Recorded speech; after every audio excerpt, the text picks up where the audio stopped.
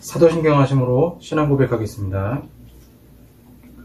전능하사 천지를 만드신 하나님 아버지를 내가 믿사오며 그 외아들 우리 주 예수 그리스도를 믿사오니 이는 성령으로 잉태하사 동정녀 마리아에게 나시고 본디오 빌라도에게 고난을 받으사 십자가에 못 박혀 죽으시고 장사한 지 사흘 만에 죽은 자 가운데서 다시 살아나시며 하늘에 오르사 전능하신 하나님 우편에 앉아 계시다가 저리로서 산자와 죽은 자를 심판하러 오시리라.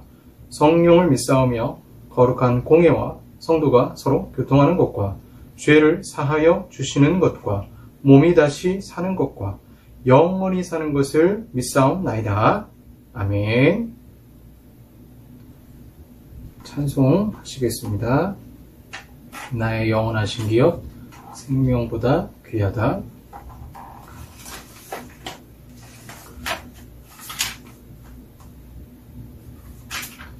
찬송가 435장입니다. 나의 영원하신 기업. 찬송가 435장입니다.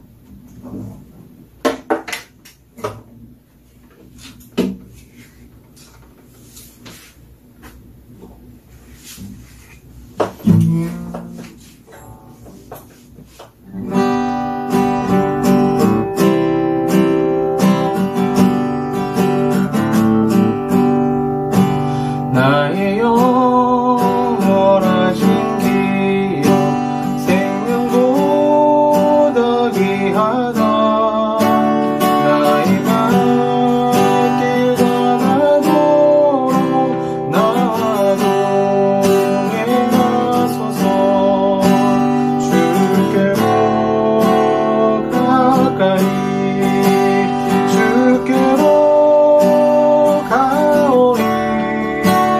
나의 갈 길 가다도록 나와 동행하소서. 주께로 가까이 주께로 가오리. 바다 건너서 천국 물에 이르도록 나와 동행하소서. 주께로 가까이 주께로 가오리. 나의 갈 길 가다도록 나와 동행하소서. 주께로 가까이 주께로 가오리. 나의 갈 길 가다도록 나와 동행하소서. 아멘.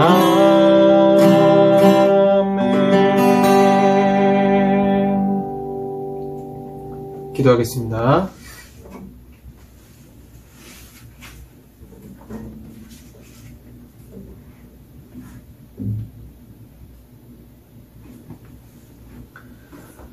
사랑과 은혜가 풍성하신 아버지 하나님 감사합니다. 한 주 동안도 저희들 지켜주시고 은혜 주신 아버지 하나님, 그럼에도 저희들 하나님을 사랑하지 못하고 이 세상을 더 사랑하며 주의 말씀에 순종하지 못했습니다.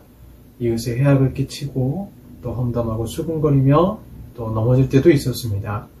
분노할 때도 있었고 시기 질투할 때도 있었습니다. 어찌할지 모르는 이 마음 주님께 드리오니 주께서 우리의 마음을 새롭게 하여 주시고 새 영을 부으사 날마다 성령 충만한 삶을 살 수 있도록 주여 도와주시옵소서. 언제나 우리가 정결하고 깨끗하길 원하시는 주여, 이 시간 주님께 우리의 모든 죄를 고백하오니 십자가의 보혈로 깨끗하게 씻겨주시고 하나님 말씀 안에서 더욱 우슬초로 정결하게 씻기시듯이 말씀으로 씻어주시는 견은혜가 어떤 이 시간에 있게 하여 주시옵소서. 하나님, 대한민국을 위해서 기도합니다. 벌써 확진자가 이제 2,000명대 이르는 그런 위기 가운데, 또 전 세계가 델타 변이 바이러스로 큰 위기 가운데 있습니다. 인간이 아무리 과학기술이 발전하고 노력한다 해도 하나님이 거두시지 않으면 이 모든 것들, 이 재앙을 우리는 이겨낼 수가 없습니다. 주님 불쌍히 여겨주시고 이로 인해 고통받는 수많은 사람들과 또 의료진들 주님께서 기억하시고 그들의 봉사와 노고 가운데 주님 갚아주시고 은혜로 함께하여 주시옵소서. 정말 눈에 보이지 않지만 생명의 위협을 느낄 때가 있습니다. 주여 도와주셔서, 그러나 언제나 우리의 마음은 하나님을 바라보고 늘 평안함 가운데 주님이 지켜주심을 믿으며 감당해 나갈 수 있도록 이 어려운 시기를 주님의 가운데 이겨낼 수 있도록 주여 도와주시옵소서. 오늘도 우리 예배 가운데 성령께서 임재하시고 은혜 주심을 주여 믿습니다. 특별히 갈급한 심령 가운데 하나님 함께 하셔서 말씀으로 갈급하고 환경적으로 갈급할 수밖에 없는 우리 연약한 지체들이 있사오니 주님 기억하사 은혜로 충만케 하여 주시고 오늘도 말씀 가운데 찾아오셔서 우리의 심령이 소성케 되는 은혜가 있게 하여 주시옵소서. 이 모든 말씀 우리 주 예수 그리스도의 이름으로 기도하옵나이다. 아멘. 성경 말씀 누가복음 10장 38절에서 42절까지 말씀입니다. 누가복음 10장 38절에서 42절까지 말씀, 제가 가진 성경 신약 성경 111쪽에 되겠습니다. 누가복음 10장 38절에서 42절까지 말씀입니다. 제가 봉독하겠습니다. 그들이 길 갈 때에 예수께서 한 마을에 들어가심에 마르다라 이름하는 한 여자가 자기 집으로 영접하더라. 그에게 마리아라 하는 동생이 있어 주의 발치에 앉아 그의 말씀을 듣더니 마르다는 준비하는 일이 많아 마음이 분주한지라. 예수께 나아가 이르되 주여, 내 동생이 나 혼자 일하게 두는 것을 생각하지 아니하시나이까. 그를 명하사 나를 도와주라 하소서. 주께서 대답하여 이르시되 마르다야 마르다야, 내가 많은 일로 염려하고 근심하나 몇 가지만 하든지 혹은 한 가지만이라도 족하니라. 마리아는 이 좋은 편을 택하였으니 빼앗기지 아니하리라 하시니라. 아멘. 네, 오늘은 나의 사랑 방식은 이란 제목으로 말씀, 사랑 세 번째 설교를 한번 살펴보겠습니다. 특별히 오늘은 이제 하나님과의 관계에서 나의 사랑 방식을 한번 생각해 보시면서 말씀을 드리면 좋을 것 같습니다. 어떤 음식점에서 제가 재밌는 글이 있어서 사진을 찍어 놓고 가끔 설교 시간에 소개를 하는데요. 음식점에도 재밌는 글이 많고요. 지하철 타시면 지하철에 시라든가 아주 좋은 글들도 있고, 화장실 들어가도 화장실에 의외로 좋은 글들이 많이 있습니다. 이렇게 글이 나와 있습니다. 남편 팝니다. 사정상 급매합니다. 2001년에 구입했습니다. 구청에 정품 등록은 했지만 명의양도 해드리겠습니다. 아끼던 물건인데 유지비도 많이 들고 성격장애가 와 급매합니다. 상태를 설명하자면 구입 당시 A급인 줄 착각해서 구입했습니다. 마음이 바다 같은 줄 알았는데 잔소리가 심해서 사용 시 만족감이 떨어집니다. 음식물 소비는 동급의 2배입니다. 하지만 외관은 아직 쓸만합니다. 사용 설명서는 필요 없습니다. 어차피 읽어봐도 도움 안 됩니다. AS 안 되고 변심에 의한 반품 또한 절대 안 됩니다. 덤으로 시어머니도 드립니다. 마치 그 중고시장에 자기가 쓰던 핸드폰을 중고시장에 내놓으면서 광고하는 것처럼 남편 팝니다. 이렇게 급매합니다. 그 중고 핸드폰 팔 때, 취소, 환불, 절대 불가, 이렇게 글을 쓰잖아요. 그런 식으로 재밌게 글을 쓴 것 같습니다. 5가지 사랑의 언어 책 내용 중 일부를 소개해 드리겠습니다. 소단한 제목이 우린 룸메이트 같아요예요. 35년간 결혼 생활을 한 부부가 나오는데, 이 노 부부가 게리 체프먼 박사를 찾아가서 이제 상담을 받게 되죠. 특별히 이제 아내분이 먼저 찾게 되어지고, 이 결혼 생활에 아내분은 위기라고 생각한 것 같아요. 그 위기 가운데 이혼을 이제 생각하게 되는 그 지경까지 가게 되어서, 먼저 이제 이 게리 체프먼 박사를 찾아가서 이제 상담을 받게 되죠. 남편도 이제 연락을 해서 같이 이제 상담을 받게 됩니다. 이 부부는 경제적으로 어려움이 없습니다. 말다툼도 안 합니다. 아내의 고민이 이거예요. 내가 남편의 사랑을 느낄 수가 없어요. 그러면서 불만을 토로합니다. 남편은 토요일 오전에는 골프를 하고, 오후에는 정원에서 일하고, 저녁에는 다른 부부와 함께 외식하러 가곤 합니다. 그는 그들과의 대화를 잘하지만 차를 타고 집으로 올 때는 말하지 않습니다. 우리는 집에 기거하는 룸메이트 같아요. 아내가 울면서 얘기하죠. 그런데 남편이 이렇게 말합니다. 난 이해가 안 됩니다. 나는 아내에게 사랑한다는 것을 보여주기 위해 모든 것을 했습니다. 그래서 실제로 이 남편분이 어떻게 봉사했냐면, 아내를 열심히 봉사했는데요. 남편은 아내보다 먼저 집에 와서 매일 저녁 준비를 시작합니다. 그것도 일주일에 4번 정도를 저녁에 남편이 요리를 합니다. 허리가 좋지 않은 아내를 위해 청소도 남편이 합니다. 아내가 꽃가루 알레르기가 있어서 남편이 대신 정원을 가꿉니다. 빨래가 끝나면 옷도 남편이 갭니다. 남편은 상담자 앞에서 이렇게 불만을 토로합니다. 내가 그녀를 얼마나 사랑하는지 보여주기 위해 모든 일을 했는데, 그녀는 여기 와서 당신에게 지난 2, 3년간 나로부터 전혀 사랑을 느끼지 못했다고 하니 도대체 그녀를 위해 무엇을 더 해야 할지 모르겠어요. 네. 그러니까 두 사람의 사랑의 언어가 다른 거죠. 여러분, 그래서 한쪽 말만 들으면 안 됩니다. 양쪽 말을 다 들어봐야 돼요. 참 어떻게 보면은 세상에 이런 남편이 어디 있을까요? 묵묵하게 아내 사랑하는 마음으로 평생 봉사했습니다. 그런데 아내는 남편의 사랑을 느끼지 못한다라고 고백하고 있죠. 서로 답답한 상황이죠. 그래서 체프먼 박사는 남편에게 묻습니다. 그럼 반대로 당신이 아내에게 원하는 것은 무엇입니까? 아내에게 원하는 모습이 무엇입니까? 그러자 남편이 솔직하게 답을 해요. 오후에 집에 오면 나를 위해 저녁을 준비하지요. 내가 정원에서 일하면 식사하라고 나를 부릅니다. 저녁 식사가 끝나면 그녀는 설거지를 하지요. 나도 돕겠지만 그녀가 책임을 집니다. 셔츠 단추가 떨어졌으면 제때에 단추도 달아주고요. 이때 이제 체프먼 박사는 알게 되죠. 이 남편분의 사랑의 언어는 봉사입니다. 봉사.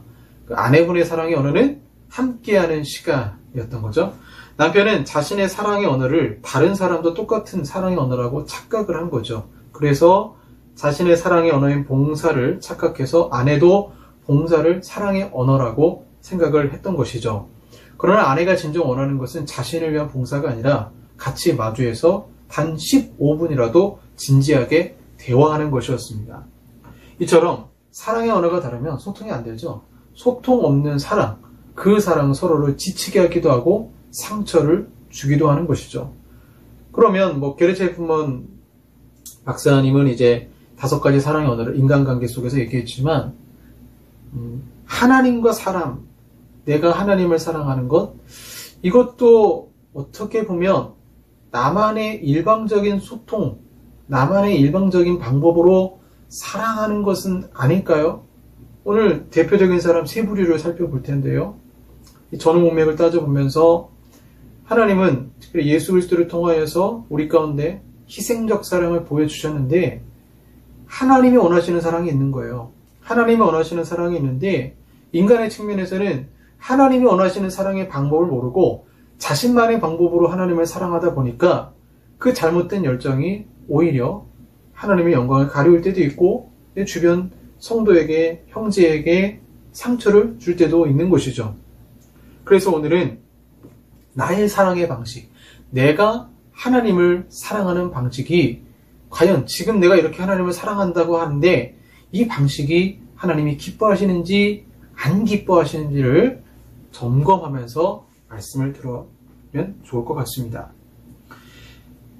먼저 누가복음 10장 25절, 37절 그 전 내용이죠. 우리가 읽지는 않았지만 뭐 어떤 얘기가 나오냐면요. 자비를 베푼 선한 사마리아 비유가 나옵니다. 이 사마리아 비유 간단하죠. 어떤 사람이 강도를 만나 쓰러졌는데 대제사장도 레위인도 다 지나가 버립니다. 제사장도 지나가죠. 레위인도 지나가죠. 그런데 선한 사마리아 사람이 이 강도 만난 자를 구해줘서 어느 한 집에 맡기고 값을 지불하고 예수님 묻죠. 누가 진짜 이 사람의 이웃이 되겠느냐? 율법사도 아니었고 레위인도 아니었고 바로 이 유대인들이 경멸했던 선한 사마리아 사람이라고 사람들은 대답할 수밖에 없었겠죠. 그 이야기가 나온 다음에 마르다와 마리아의 이야기가 나오고 있습니다. 누가복음 10장 25절과 37절에 선한 사마리아 비유가 나온 배경이 있습니다. 먼저 율법사가 나와서 예수님께 자신이 똑똑하다는 것을 증명하고 예수님을 시험하기 위해서 이렇게 물어요. 예수님, 영생을 얻을 수 있는 방법이 무엇입니까? 그러자 예수님이 되묻습니다. 율법사는 하나님을 사랑하는 것과 내 이웃을 내 몸과 같이 사랑하는 것입니다. 이렇게 답하는 것을 보고 예수님이 칭찬을 합니다. 그런데 그가 그렇게 대답했을지는 모르지만 예수님은 어떤 분이에요? 마음을 꿰뚫어 보시는 분이에요. 그래서 예수님은 지식적으로 사랑을 알지만, 즉 답을 알고 있지만 실천하지 않는 율법사를 간접적으로 꾸짖으시는 것이 바로 선한 사마리아인의 비유를 통해서 진정한 이웃은 말로만 사랑하는 것이 아니라 쓰러진 강도 만난 자를 말로만 구해주는 사람이 아니라 진짜로 행동하는 사람이다라는 것을 보여주시는 것이죠. 그리고 오늘 본문이 나오게 되는데 오늘 본문에서는 반대 부류의 사람이 등장합니다. 즉 율법사는 지식은 있지만 행동이 없고요. 마르다는 행동은 있지만 지식이 없고요. 이제 균형 잡힌 사람이 바로 마리아로 오늘 본문에 등장하고 있는 것이죠. 그러니까 우리도 자칫 잘못하면 율법사처럼 하나님을 사랑할 수도 있고요. 마르다처럼 하나님을 사랑할 수도 있다는 것입니다. 여러분, 마리아와 마르다의 공통점이 무엇입니까? 둘 다 예수님을 사랑했다라는 거예요. 마르다는 여행 중에 피곤하신 예수님을 따뜻하게 대접할 손님으로 인정하고 집으로 인도했습니다. 마리아 또한 예수님이 들어오시자 주의 발치 아래 앉아 주님의 전하신 그 말씀을 하나도 빠뜨리지 않고 다 듣고 있습니다. 마르다도 마리아도 자신만의 방식으로 예수님을 사랑했던 것입니다. 그런데 이 마르다를 보니까 38절에 보시면 그들이 길 갈 때 이렇게 나오잖아요. 그들이 길 갈 때에 40절에 보시면 마르다는 준비하는 일이 많아. 예수님 혼자만의 예수님 혼자의 식사 준비를 한 것이 아니에요. 그 준비가 아니라 그들이라고 그랬잖아요. 몇 명이었는지 정확히 알 수가 없지만 12제자만 해도 얼마나 많습니까? 그 사람의 식사와 그 모든 걸 혼자 준비하려면 굉장히 마음이 바빴겠죠. 그래서 눈치 없는 동생에게 계속 사인을 보내는 거예요. 그래도 사인을 보내도 얘가 예수님한테 빠져가지고 같이 봉사할 생각을 안 하고 있는 것이죠. 그러자 화가 난 마르다는 40절에 이렇게 얘기하는 것입니다. 예수께 나아가 이르되 주여 내 동생이 나 혼자 일하게 두는 것을 생각하지 아니하시나이까? 그를 명하사 나를 도와주라 하소서. 이 불만은 예수님에 대한 불만이기도 해요. 사람은 다 똑같은 것 같습니다. 우리 이제 교회 공동체 생활하다 보면 유독 한 사람만 봉사를 많이 하는 경우가 있어요. 그러면 그 마음에 마르다처럼 주님 왜 나 혼자 이렇게 일해야 돼요? 저 사람도 같이 일했으면 좋겠고 저 사람도 같이 일했으면 좋겠는데 왜 나 혼자만 이렇게 봉사해야 돼요? 라고 시험에 들 때가 있죠. 그러면 예수님이 이 마르다에 대해서 어떻게 반응하느냐에 따라서 심지어는 이 본문을 잘못 해석하면 예수님이 굉장히 매정한 분이고 나에게 상처를 줬다고 생각해서 하나님을 떠나기까지 하는 잘못된 성경 해석의 오류로 갈 수도 있습니다. 불만을 말하다가 예수님에게 얘기한 거예요. 교회는 봉사의 손길이 항상 부족하죠. 소수의 사람들이 인내하며 봉사합니다. 식당 봉사하는 사람이 성가대원에 대해서 불만을 가질 수 있습니다. 나보다 봉사하지 않는 사람들을 보면서 신앙이 약하다고 비판하기도 합니다. 물론 예배라는 말은 봉사라는 뜻을 가지고 있죠. 봉사하고 예배죠.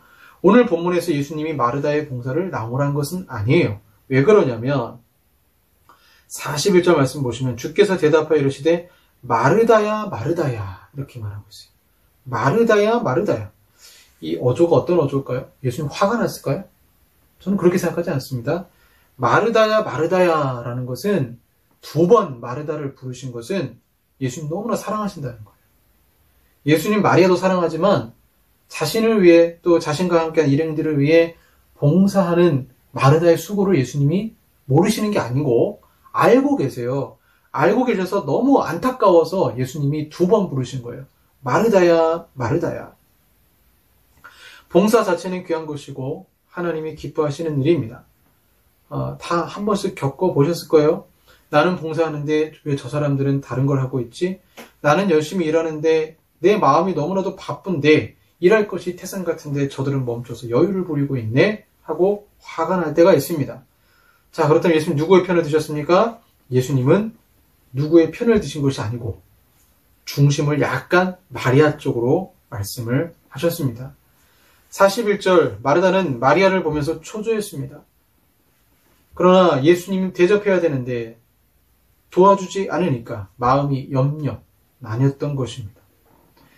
여러분이라면 일하지 않는 마리아보다는 일하고 있는 마르다의 편을 들지도 모르겠습니다. 실제로 이 본문 설교하는 목사님들의 설교 내용을 들어보시면 크게 두 부류로 나뉘어요. 하나는 예수님은 마리아도 인정하셨고 마르다도 인정하셨다. 또는 또 하나의 이제 설교 내용은 오직 마리아처럼 해야 된다. 이렇게 생각하는 거죠. 둘 다 뭐 틀렸다라고 말할 수는 없지만 두 번째 해석은 좀 문제가 있는 것 같아요. 오직 마리아만 맞는 거다. 그렇진 않죠. 그렇지 않다면 예수님이 마르다야 마르다야라고 두 번 얘기하실 필요는 없었겠죠.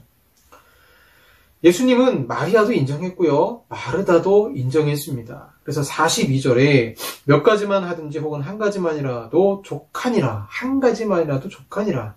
마리아는 이 좋은 편을 택하였으니 이 좋은 편을 택하였으면 저 좋은 편도 있다라는 거잖아요. 그러니까 마르다도 나름의 좋은 편을 택하고 있었던 거죠. 이 본문을 가지고 마르다가 옳으냐 마리아가 옳으냐를 따지는 것은 잘못된 것입니다. 율법사의 등장부터 지속되고 관통된 문맥 속에서 우리는 본문을 살펴봐야 돼요. 첫 번째로 그럼 마르다와 마리아 이 사랑의 방식의 차이가 무엇인가? 하나님을 사랑하는 방식의 차이가 무엇인가? 첫 번째로 손님과 주인의 차이라는 거예요. 손님과 주인의 차이. 마르다는 철저하게 오늘 본문에 예수님을 손님으로 맞이하고 있습니다. 손님을 맞이한다는 것은 최대한 그분을 위해 봉사하는 것이죠. 발 씻을 물을 준비하고 음식을 준비합니다.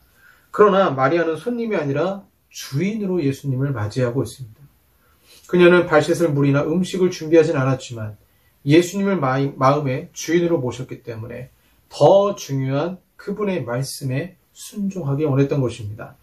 그래서 39절 말씀 보시면 마리아는 하는 동생이 있어 주의 발치에 앉아 그의 말씀을 듣다니 이 종의 모습이죠.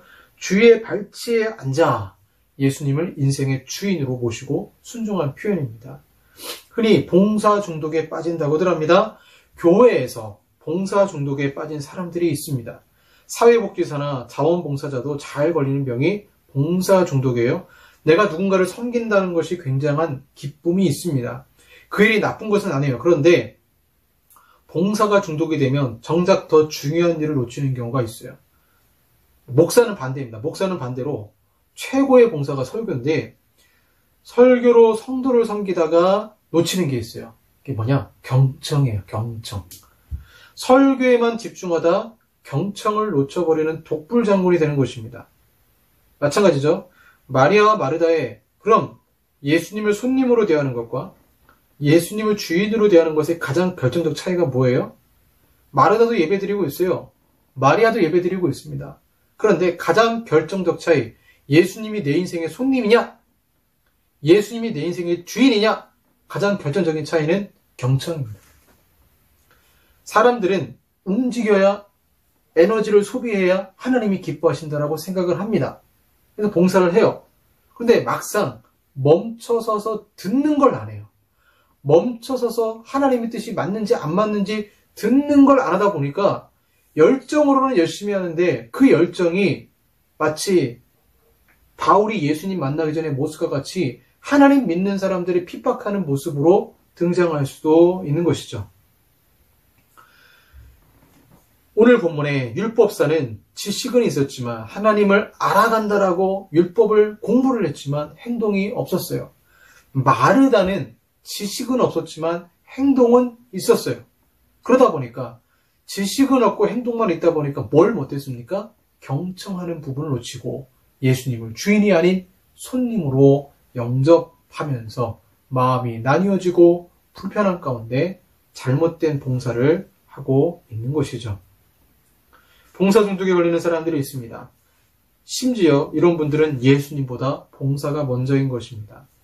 하나님보다 직분이 더 중요하게 여겨지고 봉사를 통해 인정받기 원하는 인정욕구 때문에 더 깊이 빠지는 것입니다.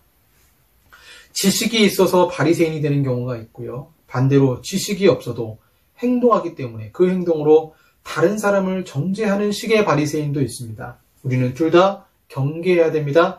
진정으로 예수님을 마음의 주인으로 모신다면 중독에서 벗어나서 봉사 중독에서 벗어나서 때로는 한적한 시간에 주님께 집중하는 경청의 시간을 반드시 가져야 된다는 것입니다. 두 번째로 이 두 사람의 사랑의 차이는 뭐냐? 소통의 사랑이에요. 소통의 사랑. 42절 공동번역은 실상 필요한 것은 한 가지뿐이다. NIV는 그러나 오직 한 가지만 필요하다 번역하고 있는데 본문도 오해하면 안 되겠죠? 오직 한 가지 필요한 것이 봉사가 아니라 말씀이다. 이렇게 해석하면 안 돼요. 하나님은 봉사도 귀하게 보세요. 그래서 마르다야 두 번 얘기하셨어요. 예수님이 마르다에게 요구하시는 것은 오직 한 가지, 염려로 주님을 섬기는 것보다, 그냥 주님을 섬기면 되는데 염려로 주님을 섬기는 것보다 말씀을 듣고 기뻐하는 것이 먼저라는 것입니다.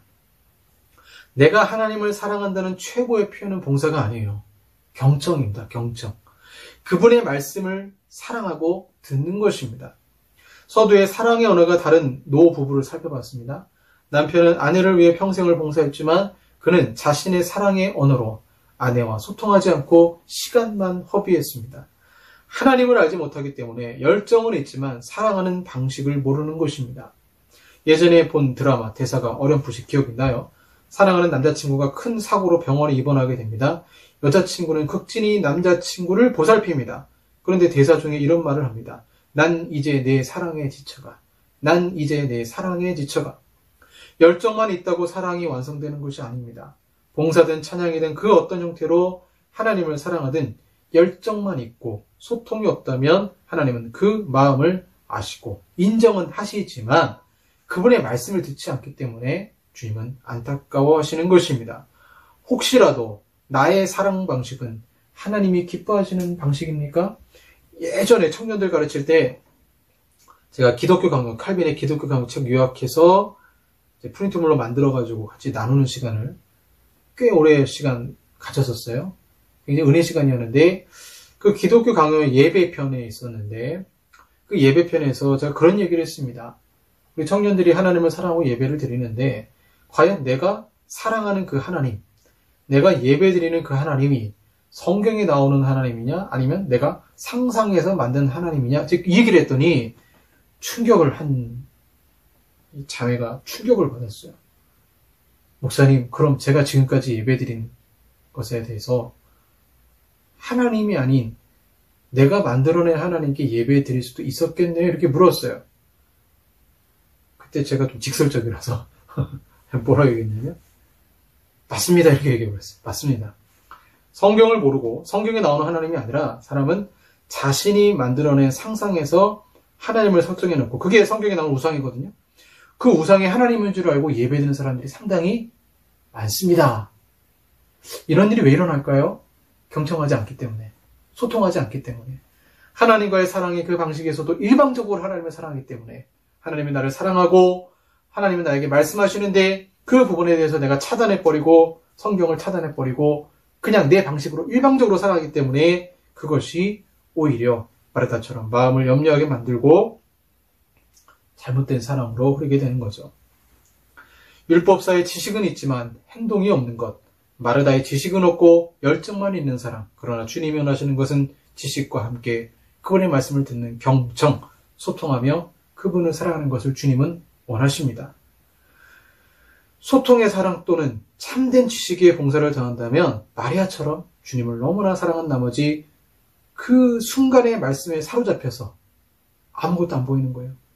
그 사랑의 경홀함, 그 사랑의 경외감이라고 하죠. 그 사랑의 경외감, 신비감에 사로잡혀서 아무것도 안 보이는 거예요. 오직 예수님에게만 집중할 수 있는 그런 신비한 사랑이, 은혜의 사랑이 우리 가운데 있기를 소망합니다. 제가 이제 야간에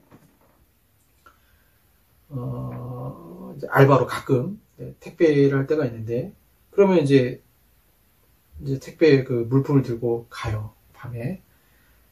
가다 보면 이제 빌라인데 5층짜리 집이 많이 있어요. 5층, 6층짜리 집이 있으면 엘리베이터가 없어요. 엘리베이터가 없는 집을 가면 이 여름에 이제 세제를 많이 시켜요. 세제도 많이 시키고 뭐 캔음료 이런 걸 시키면 무겁습니다. 그럼 엘리베이터가 없으니까 계단으로 올라가는 거예요. 5층까지 낑낑대면서 올라가요. 근데 이제 고객 요청 사항이 있어요. 제가 뭐 정확히 다 말씀드릴 수는 없고 그 요청 사항을 보면 어쨌든 무서워요. 뭐 문 열 때 문 걸리지 않게 똑바로 놔두세요. 이렇게 하는 분도 있고. 그런데 어느 한 집에 제가 갔는데 거기도 엘리베이터가 없었어요. 엘리베이터가 없어서 5층까지 딱 갔는데 이렇게 아이스박스 같은 데다가 얼음을 넣고 그 다음에 그 비타민C 음료하고 OS 하나를 여러 개를 딱 뒀더라고요. 그랬더니 쪽지를 이렇게 썼어요. 뭐라고 썼냐면 더운데 고생 많으세요. 이거 하나씩 가져가서 드시고 힘내세요. 그걸 했는데 진짜 힘이 나더라고요. 그래서 그 비타민C 음료하고 그 OS 하나 딱 들고 차에서 정말 맛있게 먹었습니다. 배려하는 마음, 정말 이웃을 사랑한다는 마음, 사랑한다는 마음, 내가 누군가를 사랑하고 내가 하나님을 사랑한다는 마음, 이분처럼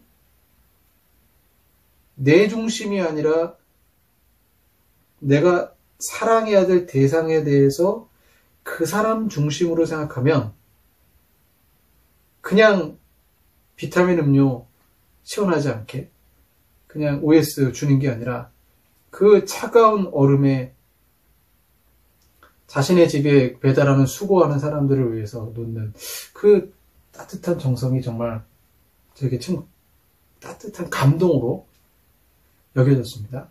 우리가 하나님을 사랑한다면 하나님은 우리를 위해서 예수 그리스도를 이 땅에 보내시고 가장 그 사랑하는 독자가 희생하셨는데 최고의 사랑을 보여주는데 내가 사랑하는 방식, 내가 하나님을 사랑하는 방식은 혹시 잘못되진 않았을까? 오늘 말씀을 생각하시면서 사랑, 진정한 사랑의 가장 큰 배경에는 경청이 있다는 것. 듣고 사랑하시는 저 여러분들 되기를 바랍니다. 기도하겠습니다. 하나님 아버지 감사합니다. 율법사처럼 지식은 있지만 행동하지 않는 어리석음이 저에게 없었는지요. 또 마르다처럼 행동은 있지만 지식이 없었던 사랑. 그러나 주님, 저희들 마리아처럼 주님을 그 사랑하기 때문에 경청하여서 그 황홀감에 빠져 예배드리는 저희들이 되기를 원합니다. 진정한 소통하는 사랑, 나의 사랑의 방식이 잘못된 것이 아니라 하나님이 기뻐하시는 그 사랑의 방식으로 우리가 하나님을 사랑하며 이웃을 사랑할 수 있도록 주여 도와 주시옵소서. 예수님 이름으로 기도합니다. 아멘.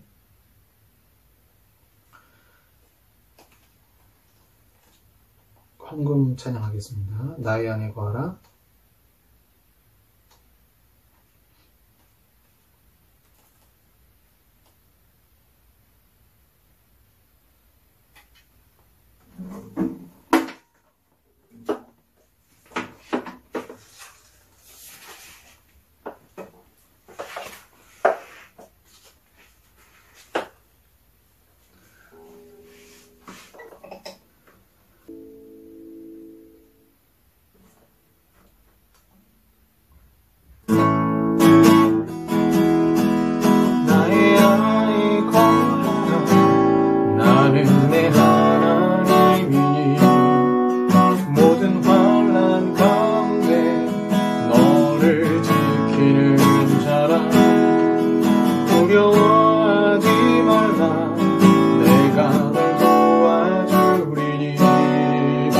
놀라지 말라 내 손 잡아주리라.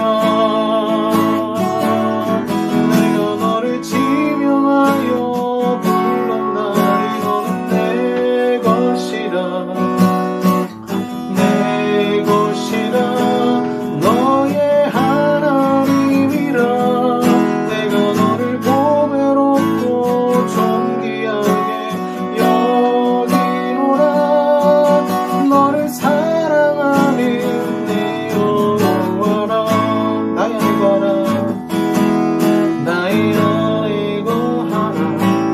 나는 내 하나님이니 모든 환난 가운데 너를 지키는 자라.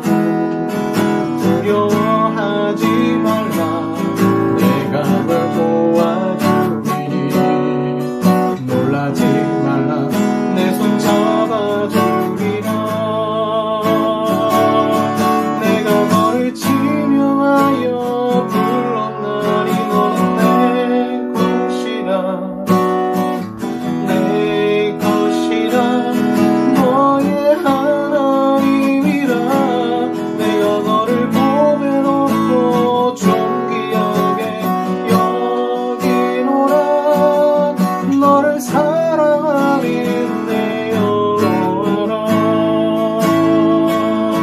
내가 너를 지명하여 불렀나니 너는 내 것이라. 내 것이라. 너의 하나님이라. 내가 너를 보배롭고 존귀하게 여기노라. 너를 사랑하는 내 여호와라.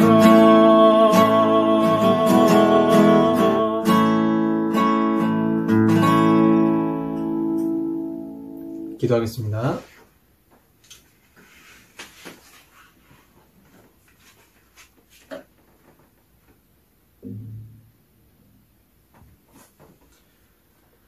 주의 발치 아래 말씀을 들으며 주님 사랑하기를 원합니다. 눈물로 주의 발을 씻기며 주님 사랑하기를 원하고 힘드시는 시간 고백합니다. 그러게 우리 삶에 주관하시고 역사하셔서 한 주 동안 지키시고 보호하신 아버지 하나님께 감사하며 이 시간 귀한 예물 드립니다. 우리의 마음을 드리고 감사드리고 11주를 드리고 우리의 기쁜 영혼을 아버지 앞에 드립니다. 우울한 감정도 주님께 드립니다. 주님 치료할 자를 치료하시고 복줄 자에게 풍성한 복을 허락하시며 또한 한 주 동안도 주님의 임재한 가운데 주의 사랑 넉넉히 받으며 승리할 수 있도록 주여 도와주시옵소서. 지금은 우리 구주 예수 그리스도의 은혜와 성부 하나님의 사랑하심과 성령 하나님의 교제교통 역사하심이 소통의 사랑으로 잘못된 방식이 아닌 주님이 기뻐하시는 방식으로 주님을 사랑하며 섬기기 원하는 우리 사랑하는 성도들과 한국교회 위에 영원토록 함께 있을지어다. 아멘.